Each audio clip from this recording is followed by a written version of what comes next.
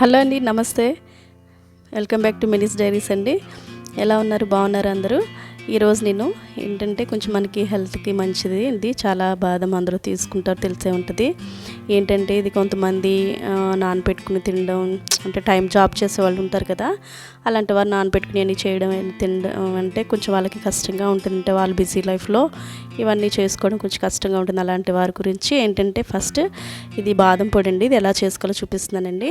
First ఏంటంటే నేను ఒక బాదం అంటే ఒక ఇంచుమించు ఒక 300 గ్రామ్స్ అట్లా ఉంటాయి. ఈ బాదం పప్పుని ఇట్లాగని మనం ఒక ప్యాన్లో వేసుకుని ఇలా మనం లో ఫ్లేమ్లోనే పెట్టుకోవాలండి, సిమ్లో పెట్టుకోవాలి. అలా పెట్టుకునే చేసుకోవాలండి. ఇది హైలో పెట్టొద్దు, మీడియం కూడా పెట్టొద్దు. ఇలా ఫ్రై చేసుకుని కొంచెం మనకి కలర్ చేంజ్ అయ్యేంత వరకు మనం ఇలా ఫ్రై చేసుకోవాలి. ఏంటంటే ఇంకా ఇలా ఫ్రై చేసుకుని నెక్స్ట్ ఏంటంటే దీని గురించి చెప్తున్నానంటే ఇది మనకి చాలా అంటే చాలా మంచిదండి.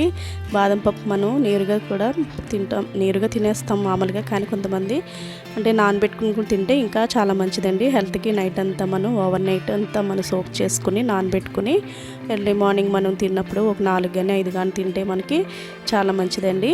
ఇందులో ఏంటంటే మనకి ఇందులో బాదం పప్పులో ఏంటంటే ఫైబర్ ఎక్కువ ఉంటుందండి, ప్రోటీన్ ఉంటుంది, ఇంకా అందులో కాల్షియం ఉంటుందండి, ఇంకా చాలా చాలా ఉన్నాయండి. ఇందులో విటమిన్స్ ఉంటాయి, మినరల్స్ ఉంటాయి, ఒమేగా ఫ్యాటీ 3 యాసిడ్స్ ఉంటాయండి. ఇవన్నీ కూడా ఉంటాయండి మొత్తం అన్నీ.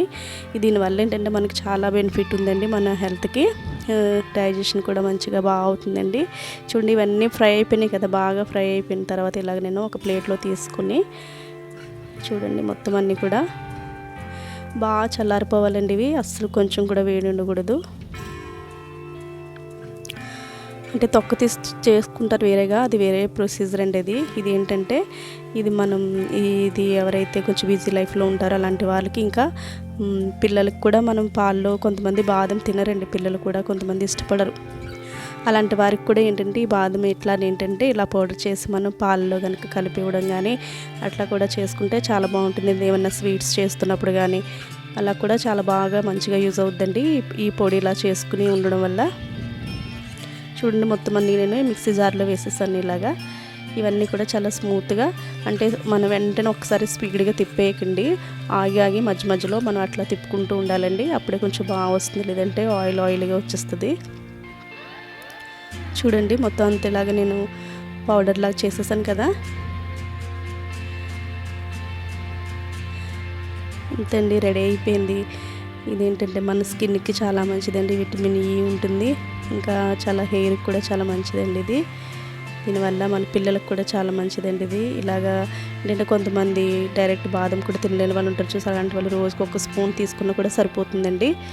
ఈ పాల్లో వేసుకోవడం కానీ, ఓట్స్ తిన్న వాళ్ళు డైట్ మెయింటైన్ చేస్తారు కదా, అలాంటి వారికి కూడా ఏంటంటే ఈ బాదం డైరెక్ట్గా కాకుండా ఇలాగ ఒక స్పూన్ కనుక ఒక స్పూన్తో ఇలా వేసుకున్నా సరే అందులో ఓట్స్ తిన్నప్పుడు చాలా బాగుంటుందండి.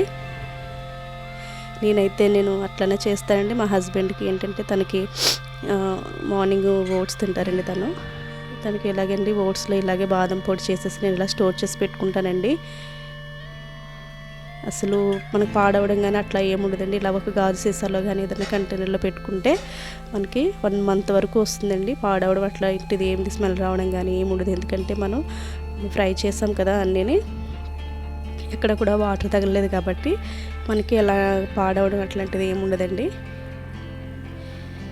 ఖచ్చితంగా 1 month వస్తుందండి. ఇది 1 month వరకు ఉండదని అయిపోతుంది, కానీ 1 month వరకు స్టోర్ ఉంటుందండి.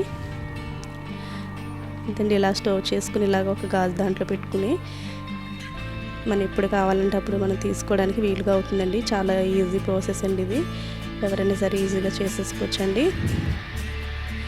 మరి మీరు కూడా ట్రై చేయండి. ఇలాగా ఏంటంటే కొంతమందికి పిప్పళ్ళు ఉంటాయండి, అలాంటి వారు ఏంటంటే నవ్వలేరు, ఇరుక్కుపోతే మధ్యలో తినలేరు, అలాంటి వాళ్ళకి కూడా ఇది చాలా బెస్ట్ అండి, బాగా యూజ్ అవుతుంది. చక్కగా వాళ్ళు ఇలా పాల్లో కానీ ఇట్లా ఓట్స్లో కానీ ఏదైనా సరే, లేదంటే స్పూన్తో తినడం కానీ అట్లా కూడా చేయొచ్చండి. చాలా బాగా మంచిగా యూజ్ అవుతుందండి. వాళ్ళకి ఎలాంటి ప్రాబ్లం ఉండదండి, పళ్ళలో ఇరుక్కుపోవడం అట్లాంటిది ఏమి ఉండదు. మరి మీరు కూడా ట్రై చేయండి, కామెంట్ బాక్స్లో నాకు కామెంట్ చేయండి. అలాగే థ్యాంక్ యూ సో మచ్ అండి. సబ్స్క్రైబ్ చేయండి నా ఛానల్ని.